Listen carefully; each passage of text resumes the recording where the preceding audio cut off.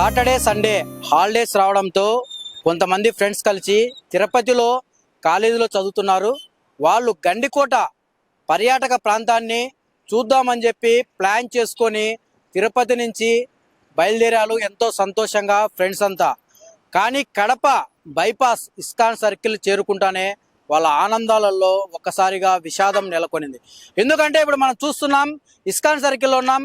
ఇదే ఇస్కాన్ సర్కిల్కు మొత్తం ఫ్రెండ్స్ అందరూ వచ్చేటప్పుడు ఈ సర్కిల్ కార్నర్లో వాళ్ళు ఇలా తిరిగి గండికోటకు వెళ్ళే ప్రాంతంలో ఒక్కసారిగా వాళ్ళ వెనక వైపే లారీ వస్తుంది.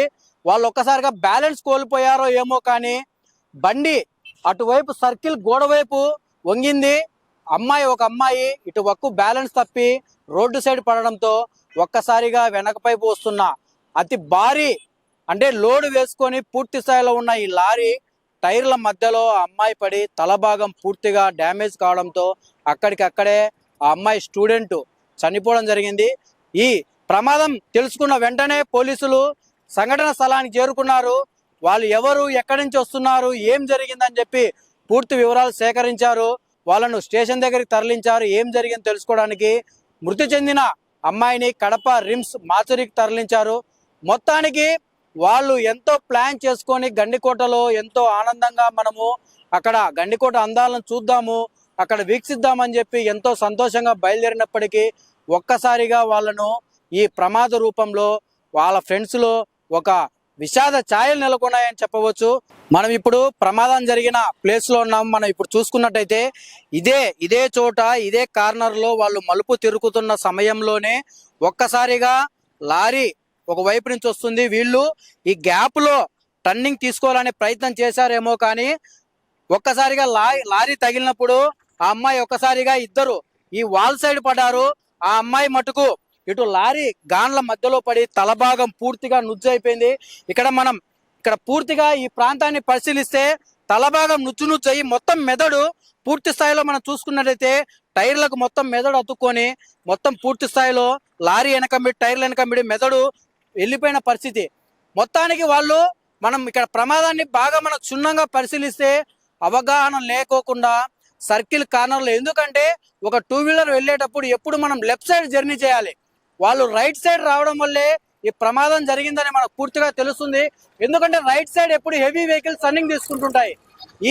ఈ ఒక్క చిన్న వాళ్ళు ఈ ప్రమాదం అంటే ఈ ఒక్క చిన్న విషయాన్ని వాళ్ళు గమనించకపోకుండా ఈ సర్కిల్ వారంబిడి రావడము. ఎందుకంటే ఈ సర్కిల్ హెవీగా ఇటు బళ్ళారి సైడ్ వెళ్ళేదానికి కావచ్చు, ఇటు తిరుపతి నుంచి వచ్చే సైడ్ నుంచి హెవీ లోడ్తో లారీలు వస్తాయి.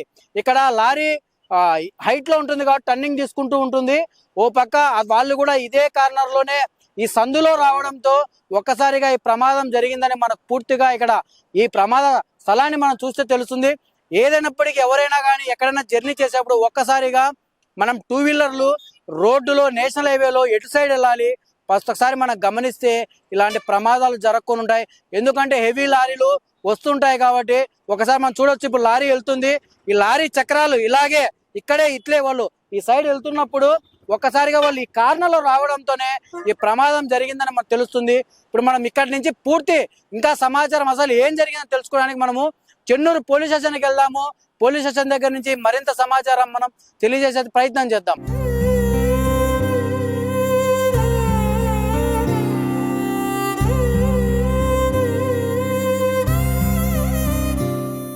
మనము చెన్నూరు పోలీస్ స్టేషన్ దగ్గర ఉన్నాం. ఇక్కడ ఏఎస్ఐ గారు ఉన్నారు. ఆయన అడిగి అసలు ఈ ప్రమాద గల కారణాలు ఏంటి, వాళ్ళు ఎక్కడి నుంచి వచ్చారు, ఎంతమంది వచ్చారని ఆయన అడిగి మరిన్ని విషయాలు తెలుసుకుందాం.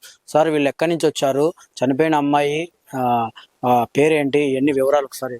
వీళ్ళు మామూలుగా స్టూడెంట్స్, వీళ్ళు వచ్చేసి కేరళ సంబంధించిన స్టూడెంట్స్.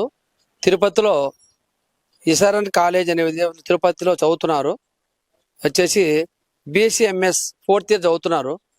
వీళ్ళందరూ కలిసి బైకుల్లో ఉదయం 7 గంటలకు బయలుదేరినారు. తిరుపతిలో బయలుదేరిన తర్వాత టూరిజం అయినటువంటి గండికోటకు బయలుదేరారు.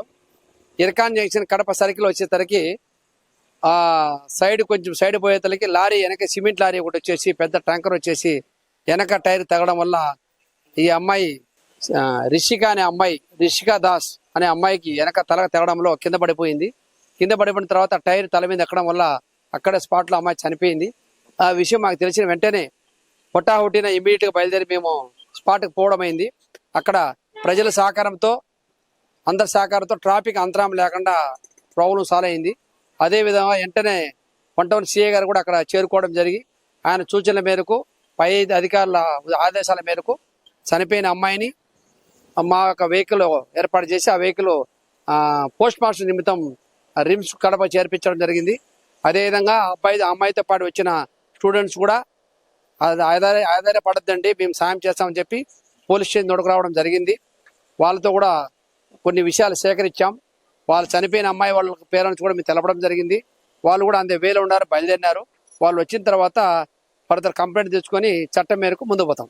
ఈరోజు మొత్తము తిరుపతి నుంచి 6 మంది మొత్తం ఫ్రెండ్స్ గండికోట టూర్ కోసం బయలుదేరారు ఉదయం 7 గంటలకు. అంటే తిరుపతి నుంచి దాదాపు కడపకు 140 కిలోమీటర్లు దాదాపు ఉంటుంది. అంటే ఈ మొత్తం జర్నీ అంతా వీళ్ళు మొత్తం 6 మంది స్టూడెంట్స్ బయలుదేరినట్టు మనకు సమాచారం తెలుస్తుంది. అంటే మొత్తం వచ్చారు. అంటే కడప ఇస్కాన్ సర్కిల్ చేరుకోగానే ఒక్కసారిగా టర్నింగ్ లో హెవీగా ఫ్లయాస్ లారీ ట్యాంకరు వెళ్తూ ఉండడము, వీళ్ళు ఒక్కసారిగా రైట్ సైడ్ ఆ సర్కిల్ కార్నర్ లో మలుపు తిరిగే క్రమంలో ఒక్కసారిగా వెనక టైర్లు తగులుకొని ఇద్దరు అంటే ఈ బండ్లో ఉన్న వాళ్ళు ఒక పక్క డివైడర్ పక్కకు పడ్డారు. ఒక అమ్మాయి లారీ చక్రాల కింద పడి పూర్తిగా తల భాగం అంతా నుజ్జు అయిపోయి అక్కడికక్కడే చనిపోవడం జరిగింది. వాళ్ళని పోలీస్ స్టేషన్కి పిలిచి పోలీసు ఏం జరిగింది, ఎక్కడికి బయలుదేరారు మొత్తం వివరాలు సేకరించి వాళ్ళకి ధైర్యం చెప్పి చనిపోయిన ఆ అమ్మాయి తల్లిదండ్రులకు కూడా ఇంటిమేషన్ ఇవ్వడం జరిగింది. ఎందుకంటే వీళ్ళు అంతా దాదాపు కేరళకు చెందిన వాళ్ళు. అంటే ఈ రాష్ట్రం తెలుగు కూడా వాళ్ళకి రాదు. అక్కడ వాళ్ళ తల్లిదండ్రులతో మాట్లాడడం కావచ్చు. ఇక్కడ ఒక స్టూడెంట్కి తెలుగు వస్తే అతన్ని అడిగి వివరాలు సేకరించడం, ఎందుకు వెళ్తున్నారు ఏంటి అని వాళ్ళని పూర్తి వివరాలు తెలుసుకున్నారు. ఏదైనప్పటికీ వాళ్ళు ఎంతో ఎంజాయ్ చేద్దామని చెప్పి ఫ్రెండ్స్ అంతా గండికోటకు బయలుదేరితే ఒక్కసారిగా వాళ్ళల్లో ఈ ప్రమాద రూపంలో విషాద ఛాయలు నెలకొందని చెప్పవచ్చు. వాళ్ళని అడిగి కూడా కొన్ని విషయాలు తెలుసుకోవడానికి మనం ప్రయత్నం చేద్దాం. ఇప్పుడు వీళ్ళందరూ టూర్కి వెళ్ళిన కొంతమంది స్టూడెంట్స్తో మనం మాట్లాడిద్దాము. ఎందుకంటే వీళ్ళు తిరుపతి నుంచి గండికోటకు వెళ్ళే మొత్తం టూరిస్టులు ఇక్కడ ఉన్నారు. అసలు ఏం జరిగిందని ఒక అబ్బాయి ఇక్కడ ఉన్నాడు, ఆయన అడిగి మరిన్ని విషయాలు తెలుసుకుని. బ్రదర్, మీరు ఎప్పుడు బయలుదేరారు గండికోటకు, అసలు ఏం జరిగింది? పొద్దున 7 బయలుదేరాం. ఆ తర్వాత బయలుదేరుతూ కడపకి ఒక 11 గంటల ఆ టైంలో వచ్చినప్పుడు లారీ అతను మేము వెళ్తున్నప్పుడు చాలా క్లోజ్గా వచ్చేసాడు. మేము ఆ సర్కిల్ దగ్గర అతని సైడ్ మా బండికి తగిలి ఈ అమ్మాయి ఇటువైపు పడిపోయింది. అప్పుడు టైర్ ఎక్కిచ్చేసాడు అతను.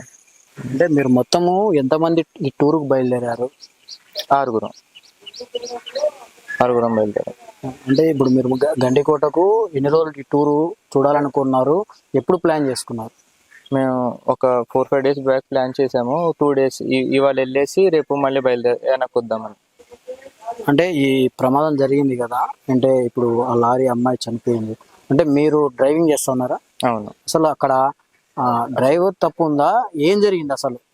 అతను సడన్ గా ఆ కార్నర్ లో నుంచి చాలా దగ్గరికి, ఆ సర్కిల్ దగ్గరికి వచ్చాడు. మా బండి ఆ డివైడర్ కి దీనికి మధ్యలో ఉంది. అతను అలా దగ్గరకు వచ్చేసరికి అతని బండి మా బండికి తగిలింది. తగలడం వల్ల ఇలా అంటే చాలా కార్నరింగ్ లాగా తీస్తాడు బండి, అప్పుడు అలా అయింది. అంటే మీరు ఏం చదువుతున్నారు తిరుపతిలో? అంటే అంతా తిరుపతి వాసులేనా లేదంటే వేరే వేరే ప్రాంతం వాళ్ళ? వేరే వాళ్ళు. మిగతా నా 5 మంది ఫ్రెండ్స్ కేరళ వాళ్ళు, నేను వైజాగ్ నుంచి. ఏం చదువుతున్నారు? BSMS 4th year. వీళ్ళు మొత్తానికి 6 మంది. అంటే ఇప్పుడు మనం వాళ్ళని మాట్లాడించే ప్రయత్నం చేస్తాం, ఎందుకంటే వాళ్ళు కూడా తేరుకోలేని అంత బాధలో ఉన్నారని చెప్పవచ్చు. ఎందుకంటే ఎంతో ఎంజాయ్ చేయాలని చెప్పి గండికోటకు బయలుదేరే సమయంలో వీళ్ళు ఆ టర్నింగ్ లో మేము తిరుగుతున్న టైంలో లారీ రావడము, వెనక పక్క భాగం మాకు తగలడము, ఒక్కసారిగా మా ఫ్రెండ్ ఆ చక్రాల్లో పడి ఆ అమ్మాయి చనిపోవడం మాకు ఎంతో బాధేస్తుంది. మేమంటే 2 రోజులు ఈ గండికోట టూర్ని ఎంజాయ్ చేద్దామని బయలుదేరాము ఉదయం 7 గంటలకు. అంటే మా ఫ్రెండ్స్ మిగతా వాళ్ళు 5 మంది అంతా కేరళ వాళ్ళు, నేను తిరుపతిలో ఉంటాను. అంటే మేమంతా కాలేజీ BSc చదివే కాలేజీలో మేమంతా చదువుతూ ఉంటాము. ఈ టూర్ ప్లాన్ చేసుకొని మేము బయలుదేరే క్రమంలోనే ఈ ప్రమాదం చోటు చేసుకుందని చెప్పి టూరిస్టులు మనతో చెప్తున్న పరిస్థితి.